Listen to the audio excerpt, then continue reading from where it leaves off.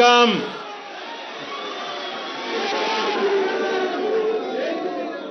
आप सभी को पोंगल के पर्व की अनेक अनेक शुभकामनाएं।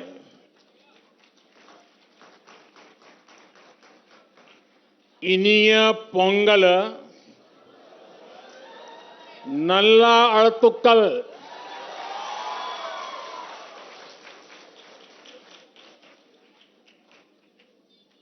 पोंगल के पवित्र दिन तमिलनाडु के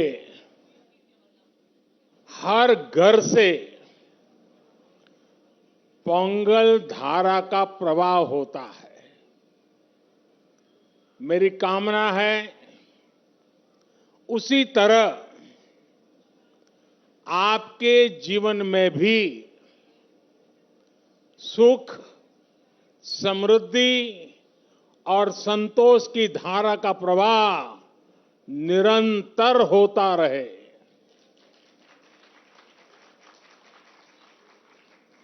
कल ही देश ने लोहड़ी का पर्व धूमधाम से मनाया है। कुछ लोग आज मकर संक्रमण उत्तरायण मना रहे हैं, कुछ लोग शायद कल मनाएंगे। माघ बिहू भी बस आने ही वाला है। मैं इन सभी पर्वों की सभी देशवासियों को बहुत बहुत बधाई देता हूं, शुभकामनाएं देता हूं। साथियों, यहां मुझे मेरे कई परिचित चेहरे नजर आ रहे हैं। पिछले साल भी हम सब तमिल पुथांडु के अवसर पर यहां मिल चुके हैं। मैं मुरुगन जी को धन्यवाद देता हूं कि उन्होंने मुझे इस अद्भुत आयोजन का हिस्सा बनने का अवसर दिया। ये ऐसा है जैसे मैं अपने परिवार और दोस्तों के साथ कोई उत्सव मना रहा हूं।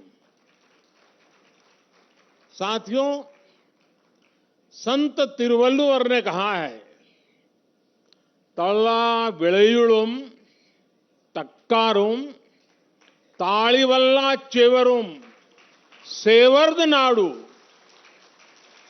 यानी अच्छी फसल, पढ़े लिखे व्यक्ति और ईमानदार व्यापारी, ये तीनों मिलकर राष्ट्र निर्माण करते हैं। तिरुवल्लुवर जी ने पॉलिटिशियन का उल्लेख नहीं किया है। ये हम सबको संदेश है। पोंगल पर्व में ताजी फसल को भगवान के चरणों में समर्पित करने की परंपरा है।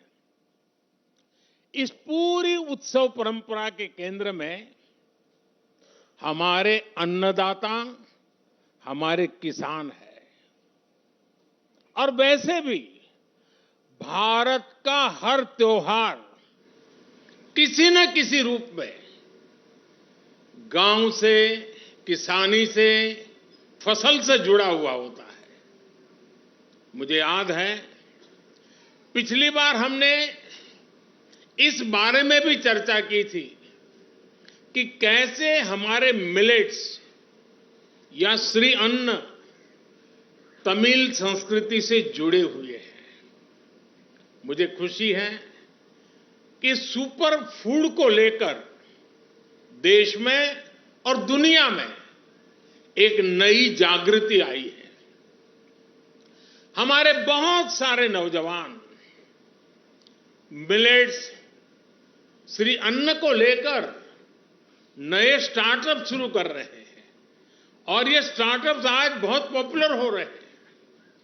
श्री अन्न के उत्पादन से हमारे देश के 3 करोड़ से अधिक छोटे किसान जुड़े हुए हैं।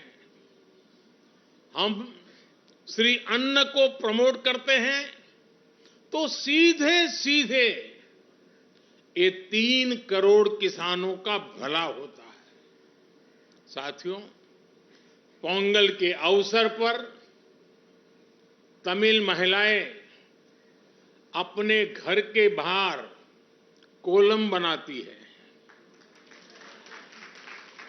सबसे पहले वो आटे का इस्तेमाल करके जमीन पर कई डॉट्स बनाती है और एक बार जब सारे डॉट्स बन जाते हैं तो हर एक का एक अलग महत्व होता है।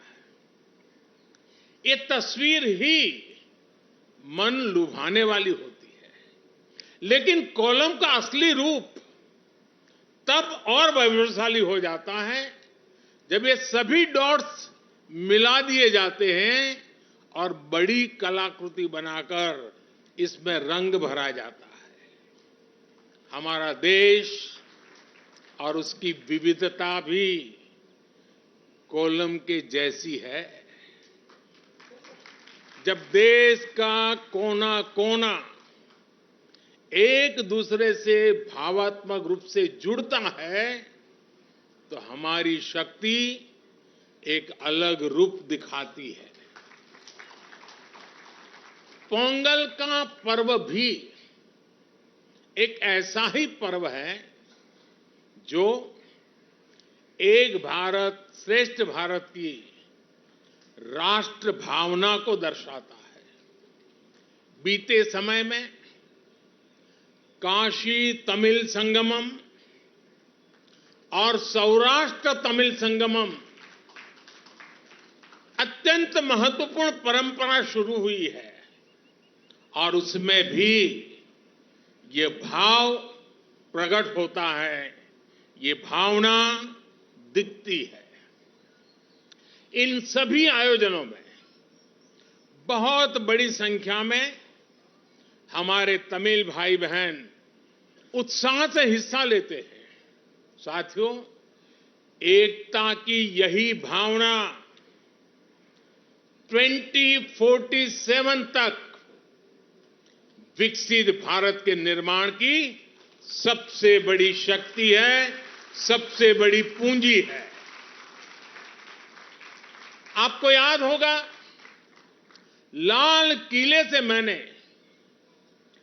जिस पंच प्राण का आह्वान किया है उसका प्रमुख तत्व देश की एकता को ऊर्जा देना है, देश की एकता को मजबूत करना है।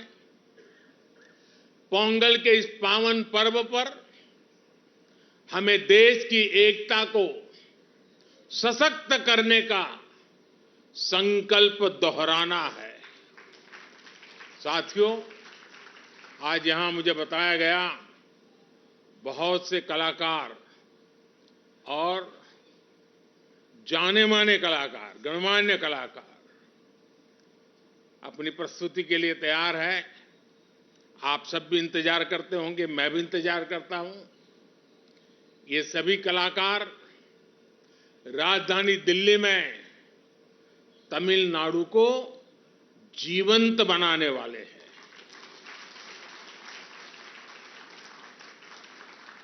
कुछ पल हमें तमिल जीने का मौका मिलेगा, ये भी एक सौभाग्य होता है। मेरे इन सभी कलाकारों भी अनेक अनेक शुभकामनाएं हैं। मैं फिर एक बार मुरुगन जी का धन्यवाद करता हूं। वणक्कम।